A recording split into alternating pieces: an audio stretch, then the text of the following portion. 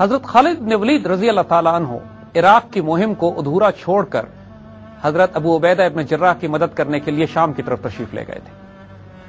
حضرت خالد بن ولید نے اپنا نائب حضرت مثنہ کو عراق کی کمانڈ پر پیچھے چھوڑ دیا تھا۔ حضرت مثنہ ایک بہت جلیل القدر صحابی بھی اور ایک مجاہد بھی، جنہوں نے حضرت خالد بن ولید رضی اللہ تعالیٰ عنہ کے تشریف لے جانے کے بعد عراق کے محاذ کو پوری طرح سنبھال کے رکھا، لیکن چونکہ توجہ مبذول ہو چکی تھی خلافت کی، مسلمانوں کی مرکز کی، شام کی مہم کی طرف، تو مزید کوئی ایکسپینشن عراق میں نہیں کی گئی، نہ کوئی مزید دستے بھیجے گئے، نہ کوئی کمک بھیجی گئی، اور جو علاقے حضرت خالد بن ولید رضی اللہ تعالی عنہ نے قبضہ کر لیے تھے، حضرت مثنہ کی ذمہ داری یہ تھی کہ ان کو سنبھال کے رکھیں کہ جب شامی مہم ختم ہوگی تو اس کے بعد کمک دوبارہ واپس عراق کی طرف لائی جائے گی۔ اور اس عرصے میں تقریباً 1 سال کا عرصہ گزر گیا کہ جب مسلمانوں نے مزید کوئی ایکسپینشن نہیں کی۔ مگر اس سے پہلے ہم تھوڑا سا آپ کو اس فارسی سلطنت یا پرشین امپائر کے بارے میں کچھ بتانا چاہیں گے، تاکہ آپ کو پرسپیکٹو کا اندازہ ہو، آپ کو یہ اندازہ ہو کہ وہ کتنی بڑی حکومت اور کتنی بڑی سلطنت تھی کہ جس سے مسلمان ٹکرانے گئے تھے یا ٹکرا چکے تھے۔ دیکھیے، اپنے عروج کے وقت پرشین امپائر کا جو ہجوم تھا، ایک طرف وہ دریائے سندھ کے کنارے تک پہنچے ہوئے تھے، ایران، آج کے ایران اور افغانستان کو عبور کرتے ہوئے، دوسری طرف سینٹرل ایشیا، ایشیا وسطی، سمرقند اور بخارا کی طرف ان کے پھیلاؤ تھا، تیسری طرف وہ رومن امپائر کی سرحدوں میں شام کے پاس اور جو آج کل ترکی کے علاقے ہیں وہاں تک وہ پھیلے ہوئے تھے، اور مشرق وسطی میں عراق ان کے پاس تھا، اور جزیرہ نما عرب جو کہ آج کا سعودی عربیہ کہلاتا ہے، اس کے ریگستانوں کے باہر اس کی سرحدیں ملتی تھیں۔ اپنے عروج میں دنیا نے ان سے بڑی سلطنت کوئی نہیں دیکھی، اور اس میں کوئی شبہ بھی نہیں تھا کہ جس وقت حضور صلی اللہ علیہ وسلم نے ایک خط لکھا خسرو پرویز کو، اس وقت خسرو پرویز اتنی ہی بڑی سلطنت پر حکومت کر رہا تھا، لیکن اس بدبخت نے جب حضور صلی اللہ علیہ وسلم کے نامہ مبارک کو پھاڑ کر پھینک دیا تو یہاں سے اس پر اللہ کی مار اور پھٹکار پڑی، اور حضور صلی اللہ علیہ وسلم نے فرما دیا کہ بہت جلد اس کی سلطنت ٹکڑے ٹکڑے ہو جائے گی۔ اور یہ وہ وقت تھا کہ جب فوراً ہی اس سلطنت میں طوائف الملوکی، اختلاف، نفاق اور کمزوریاں پیدا ہونا شروع ہو گئیں، اور وہ تمام اسباب بننا شروع ہو گئے جو کسی بڑی سے بڑی سلطنت کو تباہ کرنے کے ہوتے ہیں۔ اس کیفیت میں جب مسلمانوں نے عراق کی کیمپین شروع کی تو حال اس وقت پرشین امپائر کا یہ تھا کہ ان کا مرکز کمزور ہو چکا تھا، خسرو پرویز قتل ہو چکا تھا، اس کے بعد یکے بعد دیگرے کئی بادشاہ آئے جو کمزور تھے۔ اسی طوائف الملوکی کے دور میں ایران کے تخت پر ایک عورت پراندخت کو بٹھا دیا گیا جو خسرو پرویز کی رشتہ دار تھی، مگر وہ ایک بہت کمزور حکمران ثابت ہوئی،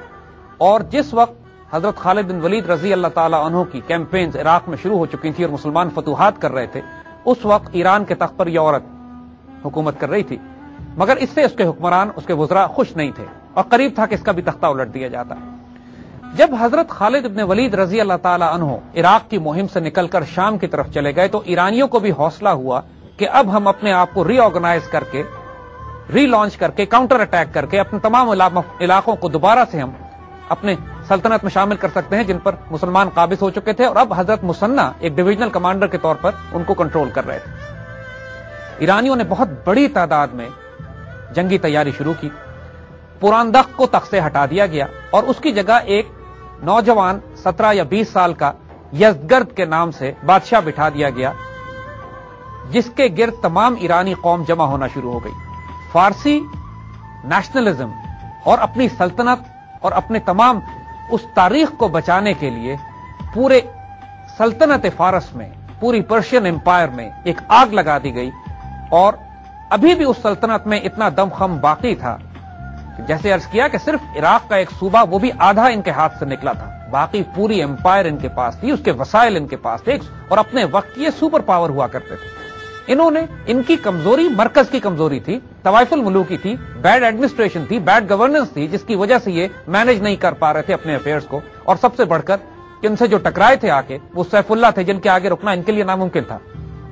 اب سیف اللہ کے شام کی مہم پہ چلے جانے کے بعد ان کو امید ہونی شروع ہو گئی کہ ہم شاید وہ علاقے اپنے واپس لے سکیں۔ ایک بہت بڑا لشکر تیار کیا گیا،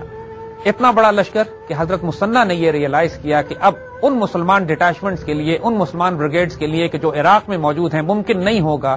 کہ اتنے بڑے ایرانی کاؤنٹر اٹیک کو سنبھال سکیں، تو آپ واپس حضرت ابوبکر صدیق کی طرف مدینہ پہنچے اور آپ سے مدد کی درخواست کی۔ حضرت ابوبکر صدیق رضی اللہ تعالی عنہ اس وقت بستر مرگ پہ تھے، آپ کے انتقال میں چند دن باقی رہ گئے تھے، پھر بھی آپ نے حضرت مثنیٰ سے ملاقات کی اور حضرت عمر رضی اللہ تعالیٰ عنہ کو بلا کر ہدایت کی کہ اگر میں صبح انتقال کر جاؤں تو شام تک مثنیٰ کی امداد کے لیے کمک بھیجو، اور اگر میں رات کو انتقال کروں تو صبح سے پہلے تمہارے لشکر نکل جانے چاہیے مثنیٰ کی مدد کے لیے، اور ہر حال میں ہم نے عراق کی حفاظت کرنی ہے۔ اس کے بعد حضرت ابوبکر صدیق رضی اللہ تعالیٰ عنہ کا انتقال ہو گیا اور حضرت عمر نے سب سے پہلے وار کونسل کی میٹنگ طلب کی، اور مقصد اس کا یہ تھا کہ عراقی کیمپین کے لیے مجاہدین کے لشکر تیار کیے جائیں۔ اعلان جہاد کرایا گیا، پوری دولت اسلامیہ سے مجاہدین پہنچنا شروع ہوئے، اور حضرت ابو عبیدہ الثقفی، یہ یمن کے ایک مجاہد تھے، ان کو کمانڈ دے کر عراقی کیمپین کی طرف بھیجا گیا۔ ان کے ساتھ لشکر کی تعداد کم تھی اور زیادہ تر نوجوان، زیادہ تر مجاہدین وہ شامل تھے کہ جن کو جنگ کا کوئی بہت زیادہ تجربہ نہیں تھا، لیکن عراق میں ان کے ساتھ حضرت مثنیٰ شامل ہوئے اور اوور آل کمانڈ جو تھی وہ حضرت ابو عبیدہ الثقفی کے حوالے کی گئی۔ حضرت عمر رضی اللہ تعالی عنہ نے ابو عبیدہ الثقفی کو ہدایت کی تھی کہ حضرت مثنیٰ اور حضرت سلیط کی مرضی کے بغیر کوئی فیصلہ نہ کیا جائے، کیونکہ وہ چونکہ پہلے ہی ان علاقوں میں موجود تھے اور ایرانیوں کی جنگی کیمپینز کو سمجھتے تھے، لہذا ان کا مشورہ لینا بہت زیادہ ضروری تھا۔ لیکن حضرت ابو عبیدہ نوجوان بھی تھے، ناتجربہ کار بھی تھے، ان کے جذبہ ایمانی اور جذبہ جہاد میں کوئی کمی نہیں تھی۔ جب وہ ایرانی لشکر کے سامنے پہنچتے ہیں تو بیچ میں ایک دریا ہوتا ہے اور پشت پر ریگستان تھا۔ جنگی حکمت عملی بہتر یہ ہوتی، جیسے کہ حضرت مثنیٰ نے، حضرت سلیط نے ان کو مشورہ دیا تھا کہ آپ اس طرف رک جائیے اور ایرانی لشکر کو دعوت دیجئے کہ وہ دریا عبور کر کے آپ کی طرف آئے، کہ اگر پیچھے ہٹنا پڑے تو اس کے لیے پشت پر ریگستان موجود ہوتا ہے۔ مسلمان لشکر کی تعداد صرف 9,000 تھی، اس کے مقابلے میں کوئی 50,000 کے قریب ایرانی، اور ایرانی فوج وہ کہ جو اپنے پورے لاؤ لشکر کے ساتھ، اپنے جنگی ہاتھیوں کے ساتھ، جو زمانے میں آرمر بریگیڈز ہوتے تھے، اپنے آرچرز کے ساتھ یعنی اپنے تیر انداز دستوں کے ساتھ، اپنی کیولری کے ساتھ، اور مسلمانوں کے پاس جیسے عرض کیا کہ صرف لائٹ کیولری تھی، جس میں نہ کوئی ہمارے پاس بھاری ہتھیار تھے، نہ منجنیقیں تھیں، نہ کوئی آرمر بریگیڈ تھا، ہلکی لائٹ کیولری، تلوار، تیر، نیزے، اور وہ بھی مسلمان ایک ایسی جگہ پہ جنگ لڑ رہے تھے جہاں ان کے پاس مزید کوئی کمک پہنچنے کی امید نہیں تھی۔ حضرت ابو عبیدہ الثقفی، انہوں نے جوش میں یہ فیصلہ کیا کہ ہم دریا پار کر کر ایرانیوں کے پاس پرلی طرف جا کر مقابلہ کریں گے۔ ایرانیوں نے اپنے لشکر کی صف بندی اس طرح کی ہوئی تھی کہ جو کشتیوں کا پل لگایا گیا تھا، اس پل سے جب مسلمان فوج پار کر کر دریا کے پرلی طرف پہنچی ہے تو اس کے 3 اطراف میں ایرانیوں نے اپنی فوج لگا لی تھی، اور چوتھی طرف دریا تھا، اور دریا سے پیچھے ہٹنے کا راستہ صرف وہ ایک پل تھا جو کشتیوں کو باندھ کر بنایا گیا تھا۔ مسلمانوں نے ابھی اپنے آپ کو سفارا ہی نہیں کیا تھا، اور مینوور کرنے کی جگہ بھی مسلمانوں کے پاس نہیں تھی۔ وہاں جا کر مسلمانوں کو احساس ہوا کہ وہ ایک ٹریپ میں آ گئے ہیں، جگہ بہت محدود ہے، پیچھے ہٹنے کا اب راستہ نہ تو تھا، نہ کوئی پیچھے ہٹنا چاہتا تھا۔ اب پوری قوت کے ساتھ ایرانیوں نے 3 اطراف سے اپنے ہاتھیوں کو سامنے رکھتے ہوئے حملہ کیا۔ اب مسلمانوں کے گھوڑے ان ہاتھیوں کو دیکھنے کے عادی نہیں تھے اور اس سے ذرا خوفزدہ ہوئے۔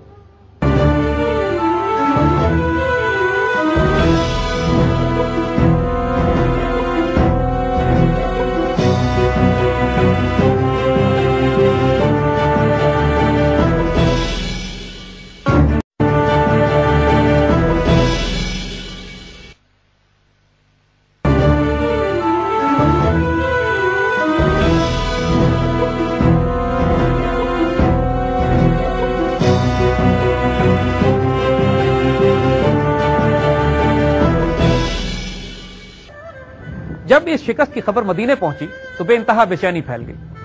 کیونکہ اب حال یہ ہو چکا تھا کہ ایرانیوں کے حوصلے اتنے بلند ہو چکے تھے کہ ان کو یقین ہو گیا تھا کہ وہ تمام مفتوحہ علاقے جو مسلمانوں نے فتح کیے تھے ان سے، اور سیدنا خالد بن ولید رضی اللہ تعالیٰ عنہ کی تلوار نے وہ مسلمان سلطنت میں شامل کیے تھے، وہ تمام مسلمانوں کے ہاتھ سے نکل جائیں گے۔ ایک بہت بڑی وار کونسل بلائی گئی، تمام صحابہ جمع ہوئے اس میں، اور فیصلہ کیا گیا کہ ایک بہت بڑے لشکر کو دوبارہ تیار کیا جائے جو دوبارہ اس عراقی کیمپین پر جائے گا اور ایرانیوں سے اس کا بدلہ لیا جائے گا۔ وہ جنگ جسر کہلاتی ہے، پل والی لڑائی. تاریخ میں اس کا نام ثبت کر دیا گیا کہ جس کے اندر مسلمانوں کو شدید ترین نقصان اٹھانا پڑا. گو کہ اس کے بعد مسلمانوں نے کچھ اور جھڑپیں بھی کی وہاں پر فارسی سلطنت کے ساتھ اور ان کو بڑا نقصان پہنچایا اور جنگ جسر کا بدلہ بھی لیا گیا. لیکن پھر مدینے میں فیصلہ یہ کیا گیا کہ اب فیصلہ کن لڑائی عراق میں کرنی بہت ضروری ہو گئی ہے، جب تک کہ پرشین امپائر کے مرکز ان کے دارالخلافہ مدائن پر قبضہ نہیں کیا جاتا، اس وقت تک پرشین امپائر کا زور نہیں توڑا جا سکتا. جو لشکر عراق کے کیمپین کے لیے بھیجا جا رہا تھا، سیدنا عمر رضی اللہ تعالیٰ عنہ نے فیصلہ یہ کیا کہ اس کی قیادت یہ خود فرمائیں گے. لیکن تمام جلیل القدر صحابہ نے آپ کو مشورہ دیا کہ خدا نہ خواستہ اگر مسلمانوں کو شکست ہوتی ہے تو یہ مسلمان لشکر کی شکست تصور نہیں کی جائے گی، اسلامی ریاست کی شکست تصور کی جائے گی. لہٰذا آپ خود جانے کے بجائے بھاری لشکر تیار کیجئے، مگر اس کی قیادت کسی اور جلیل القدر صحابی کے حوالے کیجئے، بے شک آپ مدینے سے اس کو کنٹرول کریں. حضرت عمر رضی اللہ تعالیٰ عنہ نے تجویز کو تسلیم کیا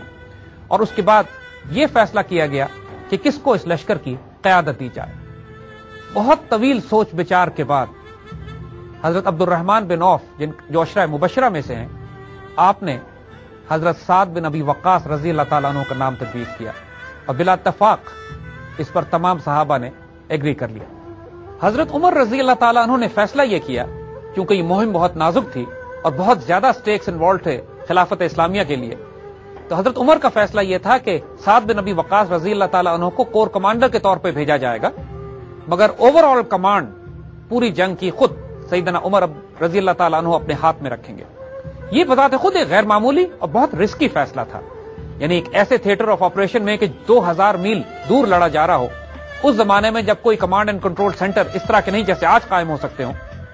یہ فیصلہ کرنا کہ جنگ کی ایک ایک اسٹریٹجک ڈیسیشن مدینے سے لیے جائیں گے اور جو آپریشنل کمانڈر ہے، جو تھیٹر کمانڈر ہے، وہ صرف ٹیکٹیکل آپریشنز کرے گا، یہ ایک بہت غیر معمولی فیصلہ تھا.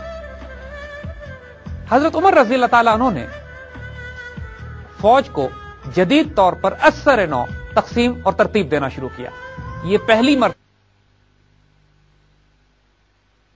یہ سحری کے اوقات آپ تک پیش کیے جا رہے ہیں کنلے کے تعاون سے. اسلام آباد اور اس کے مضافات میں آج انتہائی سحر 5:17 ہے. یہ سحری کے اوقات آپ تک پیش کیے گئے کنلے کے تعاون سے. تمام مسلمانوں کی تاریخ میں ہوا کہ گھڑ سوار کیولری کے دستے الگ تیار کیے گئے، اونٹ سوار کیولری الگ تیار کی گئی، آرچرز یا تیر اندازوں کے دستے الگ بنائے گئے، پیادہ فوج کو الگ منظم کیا گیا، اور اس کے علاوہ بہت بڑی تعداد میں لاجسٹک ڈویژنز تیار کیے گئے جس کے اندر میڈیکل کور تھی، جاسوس دستے تھے، اسکاؤٹس تھے، گائیڈز تھے، وہ اور لاجسٹکس اور سپلائی کی وہ تمام ریکوائرمنٹس جو آج کی جدید فوج کے اولین خد و خال ہو سکتے ہیں، ان تمام کو اس دور کے لحاظ سے ترتیب دیا گیا کہ جو اپنے وقت میں بھی کئی سو سال ایڈوانس ملٹری اسٹریٹجی یا ملٹری پالیسی تھی. یہ سحری کے اوقات آپ تک پیش کیے جا رہے ہیں کنلے کے تعاون سے. لاہور اور اس کے مضافات میں آج انتہائی سحر 5:18 ہے. یہ سحری کے اوقات آپ تک پیش کیے گئے کنلے کے تعاون سے.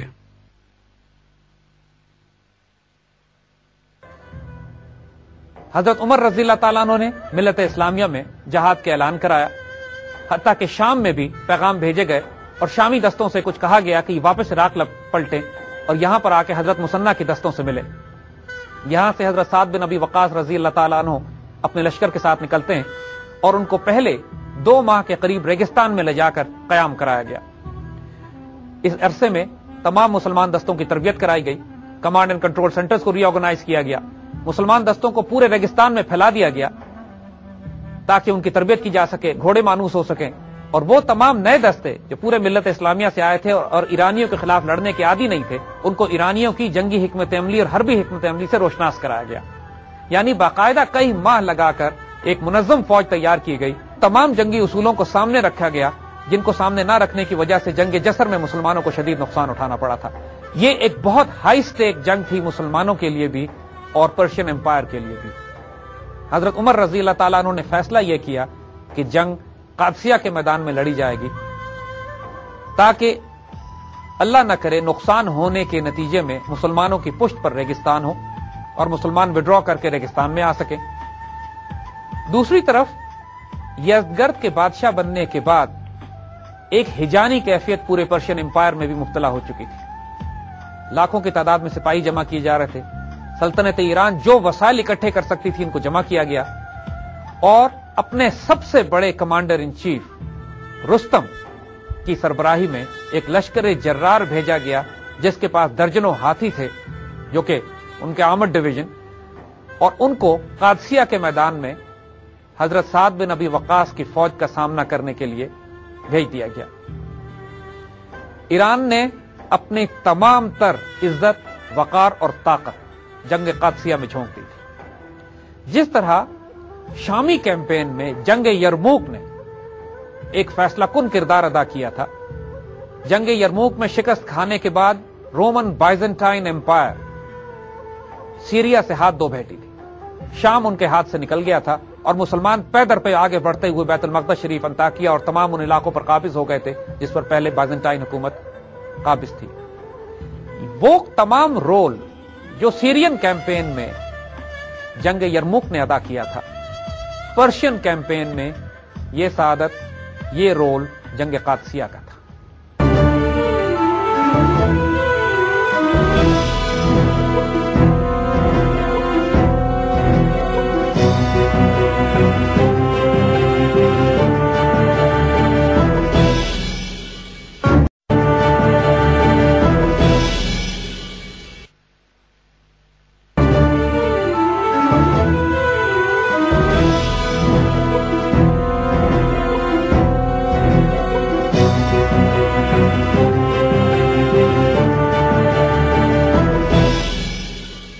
جنگ قادسیہ کی مسلمانوں کے لیے جو اہمیت تھی اس کا اندازہ اس بات سے لگائیے کہ حضرت ابو بکر صدیق رضی اللہ تعالیٰ عنہ نے اس بات پر پابندی لگا دی تھی مسلمان فوج میں ان تمام قبیلوں کو شامل نہیں کیا جائے گا کہ جو فتنہ ارتداد میں مرتد ہو گئے تھے، اور اس سے پہلے ان تمام قبیلوں سے فوجی بھرتی نہیں کی جاتی تھی. لیکن حضرت عمر رضی اللہ تعالیٰ عنہ نے افراد کی کمی کے باعث اور جنگ قادسیہ کی اہمیت کے باعث اس پابندی کو اٹھا لیا اور ان تمام قبیلوں سے بھی افراد بھرتی کیے گئے کہ جو اب مسلمان اچھی طرح ہو چکے تھے اور اپنے ایمان کو ثابت کرنے پر تیار تھے اور جوش و جذبے سے سرشار تھے. ان تمام قبیلوں سے بھی افراد کو بھرتی کیا گیا قادسیہ کی کیمپین کے لیے. حضرت سعد بن ابی وقاص جب مدینے سے نکل کر قادسیہ کی طرف گئے ہیں تو ان سے پہلے ہی حضرت مثنہ کا انتقال ہو چکا تھا. دونوں کمانڈرز آپس میں کبھی ملے نہیں، لیکن حضرت مثنہ ایک وصیت چھوڑ گئے حضرت سعد بن ابی وقاص کے لیے جو کہ ان کے تمام تجربے کا نچوڑ تھی جو انہوں نے عراقی کیمپین میں اور حضرت خالد بن ولید رضی اللہ تعالیٰ عنہ کے ساتھ رہ کر سیکھا تھا، اور پھر جنگ جسر میں جو تجربے انہوں نے حاصل کیے تھے اس کی روشنی میں آپ نے خاص وصیت کی ان کو کہ کبھی بھی جنگ اس طرح نہ کیجیے گا کہ آپ کی پشت پر دریا یا کوئی اور رکاوٹ ہو. جنگ اس صورت میں کریں کہ جب آپ کی پشت پر ریگستان ہو، اور ریگستان جو کہ ہمیشہ سے عربوں کا دوست رہا ہے، کیونکہ ایرانی فوج کبھی بھی اس قابل نہیں تھی کہ ریگستان میں عربوں کا تعاقب کر سکتی. آئیے یہاں پر ہم تھوڑا سا آپ کو تعارف حضرت سعد بن ابی وقاص کا کرا دیں. حضرت سعد بن ابی وقاص رضی اللہ تعالی عنہ ان جلیل القدر صحابہ میں سے ہیں کہ جو اول میں ایمان لے آئے تھے. شاید پہلے 10 یا 12 صحابہ میں آپ کا نام شمار ہوتا ہے. آپ حضور کے رشتہ دار بھی تھے اور حضور کی والدہ محترمہ کی طرف سے آپ کا رشتہ ماموں کا بنتا تھا. حضور آپ کو پیار سے ماموں بھی کہا کرتے تھے اور لطیف پیرائے میں اکثر صحابہ کے سامنے بڑے فخر سے فرمایا کرتے تھے کہ سعد میرے ماموں ہیں، تم میں سے کس کا ماموں سعد جیسا ہے، اگر ہے تو پیش کرے. ایک مرتبہ حضور صلی اللہ علیہ وآلہ وسلم آرام فرما رہے تھے اور چونکہ مدینے کے دنوں میں خطرہ تھا اس بات کا کہ مشرک یا کافر کوئی شرارت نہ کر دیں، تو مسلمان صحابہ حضور صلی اللہ علیہ وآلہ وسلم کے پاس پہرے دیا کرتے تھے. اس دن پہرا دینے کے لیے کوئی نہیں تھا تو حضور صلی اللہ علیہ وآلہ وسلم نے فرمایا کہ آج کون رجل صالح ہوگا کہ جو ہمیں پہرا دے گا. اور یہ بات صرف حضور نے اپنے آپ سے فرمائی. تھوڑی دیر بعد جب ہتھیاروں کی آواز آئی، پوچھا کون ہے، تو حضرت سعد رضی اللہ تعالیٰ انہوں نے فرمایا کہ یا رسول اللہ صلی اللہ علیہ وسلم میں اپنے گھر میں تھا لیکن مجھے اندیشہ پیدا ہوا کہ آج شاید آپ کے پاس کوئی محافظ نہ ہو تو میں آپ کے پاس سیکیورٹی گارڈ کی ڈیوٹی دینے، محافظ کی ڈیوٹی دینے پہنچا ہوں. حضور بہت خوش ہوئے، ان کے لیے دعائیں خیر فرمائی اور ماشاءاللہ حضور نے جو رجل صالح کی بشارت دی تھی وہ حضرت سعد بن ابی وقاص پر پوری. حضرت سعد بن ابی وقاص 17 یا 18 سال کی عمر میں مسلمان ہوئے تھے، اور اس کے بعد سے تمام زندگی حضور صلی اللہ علیہ وآلہ وسلم کے قدمین شریفین میں گزار دی۔ حضور کے ساتھ آپ کا تعلق انتہائی گہرا، تمام مارکوں میں، تمام غزوات میں، تمام جہاد میں شامل رہے۔ پیشے کے اعتبار سے آپ تیر کمان بناتے تھے اور تیر سازی کا کام آپ کا تھا، اور بہت شاندار تیر انداز بھی تھے۔ مکی دور میں مسلمانوں کو اس بات کی اجازت نہیں تھی کہ اپنے دفاع میں ہاتھ اٹھا سکیں، اور مسلمان چھپ چھپ کے نمازیں ادا کیا کرتے تھے۔ ایک مرتبہ کچھ مسلمان چھپ کے نماز ادا کر رہے تھے تو کچھ مشرک وہاں پہنچ گئے ان کو تنگ کرنے کے لیے۔ حضرت سعد کو اتنا جلال آیا کہ آپ نے ایک ہڈی اٹھا کر ایک مشرک کے سر پہ ماری اور اس کا سر کھول دیا۔ اسلام کی راہ میں سب سے پہلے دشمن کا خون بہانے والے حضرت سعد بن ابی وقاص۔ اسی طرح جب مسلمانوں کو بعد میں اپنے دفاع میں ہتھیار اٹھانے کی اجازت ملی تو اللہ اور اس کے رسول صلی اللہ علیہ وآلہ وسلم کی راہ میں سب سے پہلا تیر بھی حضرت سعد بن ابی وقاص نے چلایا۔ جنگ بدر میں آپ شریک، اور آپ کے چھوٹے بھائی حضرت عمیر بن وقاص بھی شامل تھے۔ حضرت عمیر بہت چھوٹے نوجوان تھے، 17-18 سال کے، اور چھپتے پھر رہے تھے۔ جب حضرت سعد نے ان سے پوچھا تو کہنے لگے کہ مجھے خطرہ اس بات کا یہ ہے کہ میری کم عمری کو دیکھ کے رسول اللہ صلی اللہ علیہ وآلہ وسلم کہیں مجھے واپس نہ کر دیں۔ اور یہی ہوا کہ جب حضور نے ان کو دیکھ لیا تو ان سے درخواست کی کہ آپ واپس چلے جائیے۔ وہ رونے لگے اور بہت اصرار سے اجازت لے لی جہاد میں شریک ہونے کی، اور جہاد میں شریک ہوئے، اور جنگ بدر کے 14 شہداء میں حضرت عمیر کا نام بھی شامل ہے۔ حضرت سعد بن ابی وقاص کو اپنے چھوٹے بھائی سے شدید پیار تھا، اور اس کی شہادت کا بے انتہا آپ کو دکھ ہوا۔ اسی جنگ میں حضرت سعد نے ایک بڑے کافر کو قتل کیا، اور اس کی تلوار لے کر آپ حضور صلی اللہ علیہ وآلہ وسلم کے پاس پہنچے۔ حضور نے حضرت سعد سے فرمایا کہ وہ تلوار لے جا کے واپس اسی جگہ پہ رکھ دو، کیونکہ اس وقت تک غنیمت کے معاملے میں کوئی حکم نازل نہیں ہوا۔ حضرت سعد کی اس بات کی وجہ سے اللہ تعالیٰ نے آیتیں نازل فرمائی اور غنیمت مسلمانوں کے لیے حلال کر دی گئی، اور اسی وقت حضور نے حضرت سعد رضی اللہ تعالیٰ عنہ سے فرمایا کہ جاؤ اپنی تلوار اٹھا لو۔ غزوہ احد کے موقع پر کہ جب حضرت سعد حضور صلی اللہ علیہ وآلہ وسلم کے ساتھ تھے تو یہ وہ موقع تھا کہ جب ان مسلمان تیر اندازوں سے وہ کوتاہی ہو گئی کہ جو اپنے جگہ پہاڑی کو چھوڑ کر نیچے اتر آئے، اور حضرت خالد بن ولید رضی اللہ تعالیٰ عنہ جو اس وقت ایمان نہیں لائے تھے اور مشرکین کی کیولری کے انچارج تھے، کمانڈر تھے، انہوں نے ایک فرینکنگ کیولری اٹیک کیا۔ وہ 10 یا 12 مسلمان جو پہاڑی پر رہ گئے تھے اور جنہوں نے حکم عدولی نہیں کی تھی وہ شہید ہوئے، مگر تمام دباؤ حضور صلی اللہ علیہ وآلہ وسلم پر آ گیا۔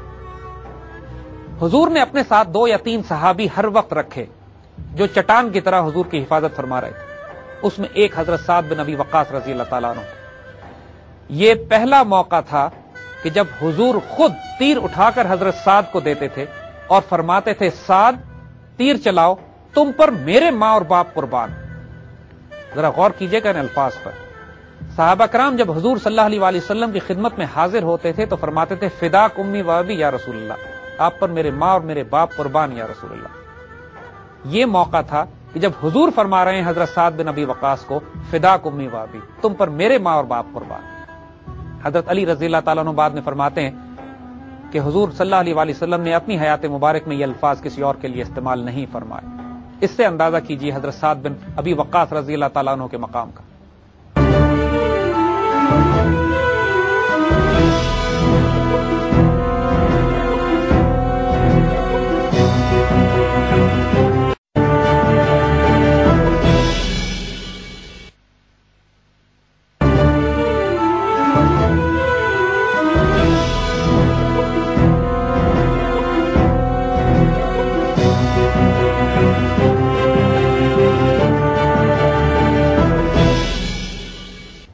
اسی طرح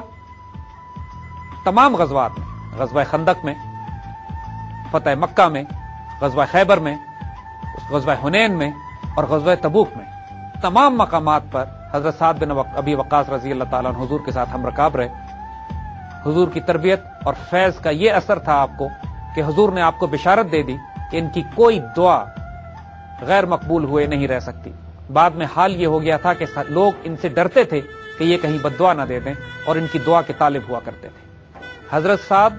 بن ابی وقاص رضی اللہ تعالیٰ عنہ ایک غیر معمولی روحانی وجود تھے۔ آپ کی دعائیں قبول ہوتی تھی، دشمن آپ کی بد دعا سے ڈرتے تھے۔ حضور صلی اللہ علیہ وآلہ وسلم نے آپ کو جنتی ہونے کی بشارت دی، رجل صالح کہا، آپ پر اپنی ماں اور باپ قربان کی بشارت دی۔ اور ایک مرتبہ مکے میں جب حضرت سعد بن ابی وقاص بہت زیادہ بیمار ہو گئے، حضور کے ساتھ حجۃ الوداع کے موقع پر بھی آپ شامل تھے، اور بہت زیادہ بیمار ہوئے، اتنے بیمار ہوئے کہ زندگی کی کوئی امید باقی نہیں رہی۔ حضور آپ کی عیادت کے لیے تشریف لائے اور حضرت سعد نے آپ سے یہ پوچھا کہ میری ایک بیٹی ہے، میں اس کو کتنا ورثہ اور کتنا ترکہ چھوڑوں اور کتنا صدقہ کر دوں؟ تو آپ صلی اللہ علیہ وسلم نے بڑے پیار سے ان پر ہاتھ پھیرا اور فرمایا کہ ایک اللہ تعالیٰ ایک قوم کو تم سے بہت فائدہ پہنچائے گا اور ایک قوم کو تم سے بہت نقصان پہنچائے گا، اور اللہ سے دعا کی کہ اللہ ان کی ہجرت مکمل فرمائیے اور آسان کیجیے، یعنی ان کی صحت یابی کی دعا فرمائی۔ اور نتیجہ یہ ہوا کہ اس کے فوراً بعد حضرت سعد بن ابی وقاص صحت یاب ہونا شروع ہو گئے،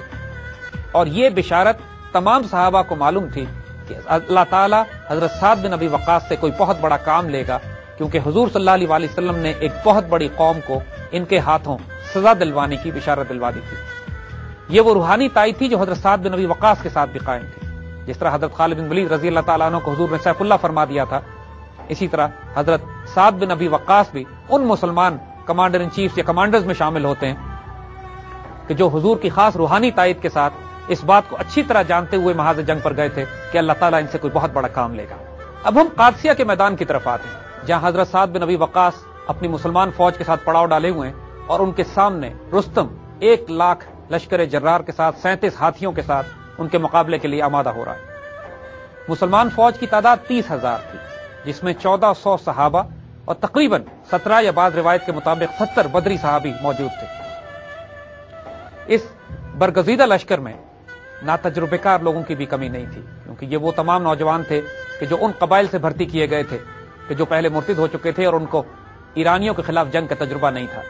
لہذا ان کی تربیت پر بہت زیادہ وقت لگایا گیا۔ جیسے عرض کیا کہ کافی عرصہ پڑاؤ ڈالا گیا ریگستان میں، فوجوں کو پھیلایا گیا، ان کی تربیت کی گئی، گھوڑوں کو مانوس کیا گیا، اور اب مسلمان تیار ہو کر قادسیہ کے میدان جنگ میں موجود تھے۔ حضرت سعد بن ابی وقاص بہت زیادہ بیمار ہو گئے اس جنگ میں، اور اس قابل بھی نہیں تھے کہ چل پھر سکتے، لہذا قادسیہ کے میدان کے قریب ایک پرانے قلعے میں آپ نے اپنا کمانڈ ہیڈ کوارٹر بنایا، اور آپ کا بستر لگا دیا گیا قلعے کی چھت پر، اور وہاں سے بیٹھ کر آپ میدان جنگ کو دیکھ رہے تھے۔ اس سے پہلے چند واقعات چھوٹے چھوٹے اور ہوتے ہیں۔ مسلمانوں نے اپنی ایک سفارت مدائن بھیجی۔ بادشاہ یزگرد نے مسلمانوں سے بات چیت کرنے کی خواہش کی، یہ دیکھنا چاہتا تھا کہ یہ کون لوگ ہیں جو اس کی سلطنت پر چڑھے چلے آ رہے ہیں، اور ان پر ایک رعب طاری تھا۔ حضرت خالد بن ولید کی کیمپینز کے بعد اور جو مار یہ کھا چکے تھے مسلمانوں کے ہاتھ سے، یہ کوشش یہی کر رہے تھے کہ کسی طرح بغیر جنگ کے ان کا کام ہو جائے۔ حضرت نعمان بن مقرن کی سربراہی میں جب تقریباً 14 مسلمان کمانڈر یزدگرد سے ملنے کے لیے اس کے دربار میں پہنچے ہیں تو ایرانی حیران رہ گئے۔ نہ ان کے جسموں پر وہ شان و شوکت تھی، نہ ان کے تلوار اور گھوڑے اور تیر اور نیزے اور ہتھیار اس شان کے تھے جس شان کے پرشین امپائر کے پاس تھے، اس کے باوجود جو جلال ان کے چہروں پہ تھا وہ دیکھا نہیں جاتا تھا۔ بات چیت شروع ہوتی ہے۔ پہلے یزدگرد نے ان کو یہی تانے دیے کہ تم عرب بھوکے ننگے لوگ تھے، ہم جب چاہتے تھے تم لوگوں کو پرے ہٹا دیا کرتے تھے، تم زیادہ شور کرتے تھے تو ہم روپے پیسے دے کے چپ کرا دیتے تھے۔ اس پر بڑی زبردست تقریر کی گئی ان کے دربار میں مسلمان کمانڈروں کی طرف سے، اور یہ بات اس کو واضح کی گئی کہ ہاں یہ ساری باتیں اس وقت تک تھیں جب تک اللہ کے رسول ایمان لے کر نہیں آئے تھے، اور جب ہم اس سے پہلے اپنی بیٹیوں کو بھی زندہ دبایا کرتے تھے، آپس میں بھی خانہ جنگیوں میں مصروف تھے، مشرک بھی تھے اور اللہ کو بھی نہیں پہچانتے تھے، لیکن اللہ کے رسول نے آ کر ہم کو توحید سکھائی، ہم کو رسالت اور اخلاق اور آداب سکھائے، انسانیت سکھائی، اور اسی لیے آج ہم تمہارے پاس یہ پیغام لے کر آئے ہیں کہ جو ظلم و ستم تم اپنی قوم پر کرتے رہے اس کو بند کرو، یا تو اسلام قبول کرو یا ہماری اطاعت قبول کرو، یا ہمارے اور تمہارے درمیان تلوار فیصلہ کرے گی۔ یہ اس قسم کی گفتگو تھی جس کے لیے یزدگرد تیار نہیں تھا۔ ظاہر ہے وہ جلال میں آ گیا، وہ غصے میں آ گیا،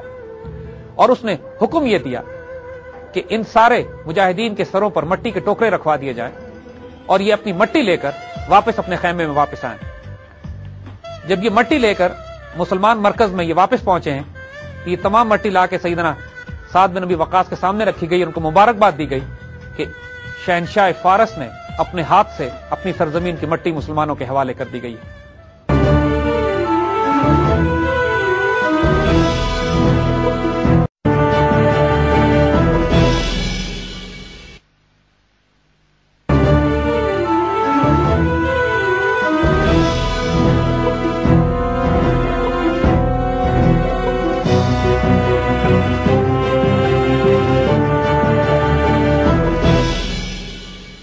یزدگرد کے دربار میں سفارتکاری کے فیل ہونے کے بعد بات اب میدان جنگ تک پہنچ چکی تھی، لیکن میدان جنگ کا کمانڈر رستم، جس کے پاس جو کوٹ آف آرمز تھا پرشین امپائر کا، وہ بھی اس کو دیا گیا تھا، وہ علم، وہ جھنڈا جس کو درفش کاروانی کہا کرتے تھے، جو عزت اور آبرو تھی تمام پرشین امپائر کی وہ تک رستم کے پاس تھی. اس کے باوجود رستم انتہائی خوف زدہ تھا مسلمانوں سے لڑنے میں. وہ یہ چاہتا تھا کہ بات سفارتکاری کے ذریعے طے کر لی جائے. اس نے بھی وہی سلسلہ شروع کیا کہ جو اس سے پہلے اس کا بادشاہ یزدگرد کر چکا تھا. اس نے حضرت سعد بن ابی وقاص کو پیغامات بھیجے کہ آپ اپنے سفیر میرے پاس بھیجیے. بہت بڑا دربار لگایا, چاروں طرف اپنے سپاہی کھڑے کیے, زرق برق لباسوں میں موجود سپاہی, آرمر, انفینٹری, اپنی تمام فوجی طاقت کا مظاہرہ کیا اور مسلمانوں سے کہا کہ ایک ایک کر کے اپنے سفیر بھیجنا شروع کیجیے. پہلے دن جو صحابہ گئے سفارت کے طور پر, اپنے دربار میں جس جلالی شان کے ساتھ, جس قلندرانہ اور فقیرانہ شان کے ساتھ داخل ہوئے, پرشینز حیران رہ گئے. انہوں نے وہی باتیں کہیں کہ جو اس سے پہلے یزدگرد کی دربار کی سفارت میں کہیں گئی تھی, یا اسلام لے آؤ, یا جزیہ دو, یا تلوار فیصلہ کرے گی. اسی طرح جو تیسری مرتبہ جو سفارت گئی وہ حضرت مغیرہ بن شیبہ کی تھی. جب وہ اس کے دربار میں چلتے ہوئے گئے اور کوئی نگاہیں ان کی نہ خیرہ ہوئی نہ چکاچوند ہوئی اس جاہو جلال سے اور جمال سے کہ جو اس کے ان کے آس پاس پھیلا ہوا تھا, اور جا کے وہ سیدھا رستم کے ساتھ بیٹھ گئے. ان کو کرسی سے کھینچ کے نیچے گرا دیا گیا تو وہ بڑے جلال میں آئے اور اپنے خنجر سے قالین کاٹ کے اکھاڑ کے پھینک دیا اور اللہ کی زمین پر بیٹھے اور کہتے ہیں اب ہم یہاں بیٹھ کر بات کریں گے. ان کا یہ فقیرانہ انداز اس قدر جلالی تھا کہ رستم پر بھی روب طاری ہو گیا. اس نے ان سے یہی سوال کیا کہ آپ لوگ کس لیے آئے ہیں, روپیہ اور پیسہ آفر کیا, لیکن وہی جواب, اب تلوار ہمارے اور تمہارے درمیان فیصلہ کرے گی اگر تم ایمان نہیں لاتے اور جزیہ نہیں دیتے. اب کوئی اور راستہ رستم کے پاس بھی نہیں رہ گیا تھا سوائے اس کے کہ جنگ کی جائے. بیٹل لائنز ڈرا کر دی گئی, میدان جنگ صفارہ ہوا. حضرت سعد بن ابی وقاص اپنے قلعے کی چھت پر پہنچ گئے اور ان کی جگہ قائدین مقرر کر دیے گئے کہ جو پوری فوج کو ان کے پیغامات پہنچاتے رہیں جیسے جیسے جنگ کی صورتحال بدلتی رہتی ہے. اب کھلی جنگ شروع ہو رہی تھی. جس طرح عام طور پہ اس زمانے میں رواج تھا, پہلے انفرادی طور پر پہلوان آپس میں دونوں طرف سے آگے آئے اور انفرادی طور پر جنگیں ہوئی جس میں ان کے بہت نقصان اٹھانا پڑا ایرانیوں کو. اس کے بعد عام جنگ شروع ہوئی اور گھمسان کی لڑائی. ایک دلچسپ اور غیر معمولی واقعہ اس جنگ کے حوالے سے ہم یہاں سنانا چاہیں گے. جب یہ جنگ شدید طور پر جاری تھی اور مسلمانوں پر شدید دباؤ تھا, یاد رکھیے گا مسلمان 30,000 تھے اور 100,000 کے قریب ایرانی, جس میں 37 ہاتھی بھی شامل تھے, ان کے آرمڈ بریگیڈ, آرمڈ ڈویژن کے طور پر مسلمانوں کی صفوں پر حملے کر رہے تھے. مسلمان عادی نہیں تھے اس بات کے کہ ہاتھیوں کے ساتھ کس طرح جنگ کی جاتی ہے. مسلمان گھوڑوں پر اور مسلمان اونٹوں پر بڑی بڑی چادریں لگا دی گئیں اور ان کو بھی ہیبتناک بنانے کی کوشش کی گئی کہ کسی طرح شاید اس طرح ہاتھیوں کو روکا جا سکے, لیکن ہاتھی اس طرح بھی روکنے والے نہیں تھے. جس قلعے پہ حضرت سعد بن ابی وقاص بیٹھے ہوئے تھے اسی قلعے کی جیل میں ایک مجاہد ابو موجن ثقفی قید کیے گئے تھے چونکہ انہوں نے شراب پی لی تھی. ان کو بیڑیاں ڈال کے بٹھایا گیا تھا اور ان پر حد جاری کی جانے والی تھی. وہ اپنے قلعے کی کھڑکی سے میدان جنگ کا نظارہ کر رہے تھے اور شدید کف افسوس مل رہے تھے کہ وہ اس جنگ میں شریک نہیں ہو سکتے, اور ان کے دردناک اشعار اور رونے کی آواز چاروں طرف پھیل رہی تھی.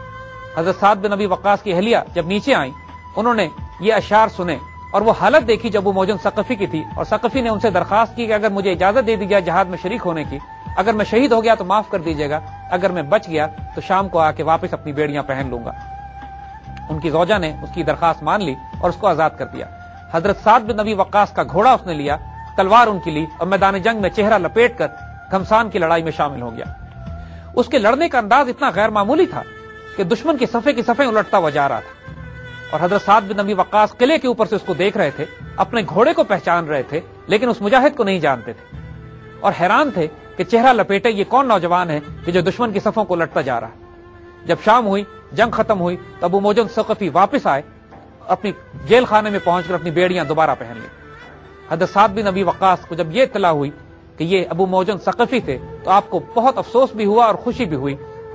اور آپ نے اس بات کا افسوس کیا کہ ایسا مجاہد جیل خانے میں نہیں رہنا چاہیے. ابو موجن ثقفی کو معاف کر دیا اور ان کو اجازت دی کہ جہاد میں شریک ہو سکے. ابو موجن نے اس پر فرمایا کہ یا سیدی,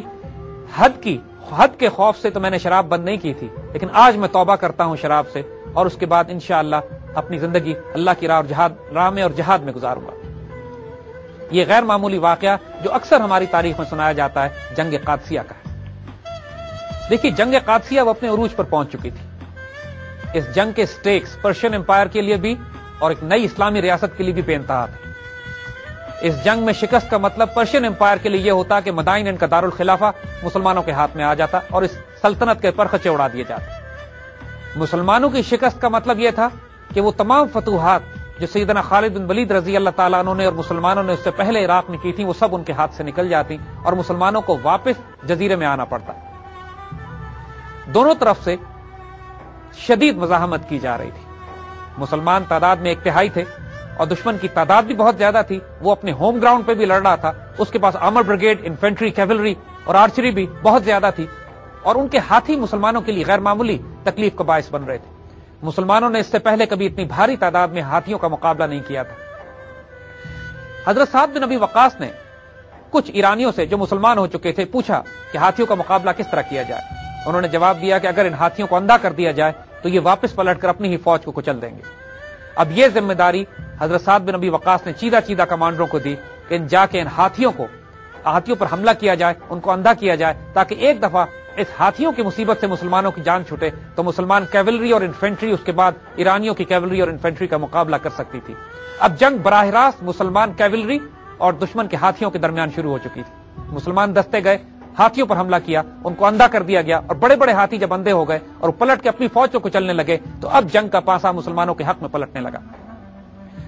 یہاں سے جنگ ایک بہت ہی نازک موڑ پر داخل ہو چکی تھی۔ چاروں طرف سے مسلمانوں نے اپنی تمام قوت کو یکجا کیا اور خوفناک اور خونریز جنگیں لڑی جانے لگیں۔ این جنگ کے دوران اللہ تعالیٰ کی طرف سے تائید مسلمانوں کو پہنچی۔ وہ شامی دستے جو شام کے محاذ سے موڑ دیے گئے تھے قادسیہ کی جنگ میں پہنچنے کے لیے، این جنگ کے دوران وہ پہنچنا شروع ہو گئے۔ سب سے پہلے ہراول دستہ حضرت قائقہ کا تھا جو 700 مجاہدین کے ساتھ جنگ میں شامل ہوئے، اور انہی کی ذمہ داری حضرت سعد نے لگائی کہ ہاتھیوں کو اندھا کر کے موڑا جائے۔ اس طرح جب باقی دستے پہنچنا شروع ہوئے تو حضرت قائقہ نے ان کو اس طرح ترتیب دیا کہ وہ 100 کی تعداد میں تھوڑے عرصے کے بعد نعرے لگاتے ہوئے آتے اور جنگ میں شامل ہو جاتے۔ ایرانی یہ سمجھے کہ بہت بھاری تعداد میں مسلمانوں کو کمک پہنچنا شروع ہو گئی ہے۔ ان کے نعروں سے مسلمانوں کا حوصلہ بڑھ گیا اور سائیکولوجیکل وارفیئر، یعنی وہ جو ایک نفسیاتی طور پر مسلمانوں کو ایک بہت زیادہ برتری اور تقویت حاصل ہونا شروع ہوئی اور ایرانی مایوسی کا شکار ہو گئے۔ دوسری طرف ان کے ہاتھیوں کو بھی اندھا کر دیا گیا اور وہ فتنہ جو مسلمانوں کے سروں پر ہاتھیوں کی شکل میں اور آرمڈ ڈویژن کی شکل میں موجود تھا وہ بھی ختم ہو گیا۔ اب جنگ اس موقع پر پہنچ چکی تھی کہ اس کو رات کو بھی نہیں روکا گیا۔ وہ خوفناک ترین رات جو اس جنگ کی آخری رات تھی اس کو تاریخ اسلام میں لیلۃ الحریر کے نام سے یاد کیا جاتا ہے۔ وہ جنگ جس میں لوگ آہستہ آہستہ باتیں کرتے تھے، یعنی خوف و دہشت کا یہ عالم تھا۔ اتنی خونریز رات وہ تھی کہ برسوں اس کے بارے میں بات کی جاتی رہی، اور جو مجاہد اس میں شریک تھے برسوں تک اپنی اولاد کو اس کی داستانیں سناتے رہے۔ اس خوفناک رات کی جو قادسیہ کی آخری رات تھی، جس کا سورج طلوع ہونے سے پہلے پرشین امپائر کا سورج غروب ہو چکا تھا۔ اس کے بارے میں باقی تفصیل انشاءاللہ ہم آئندہ بات کریں گے۔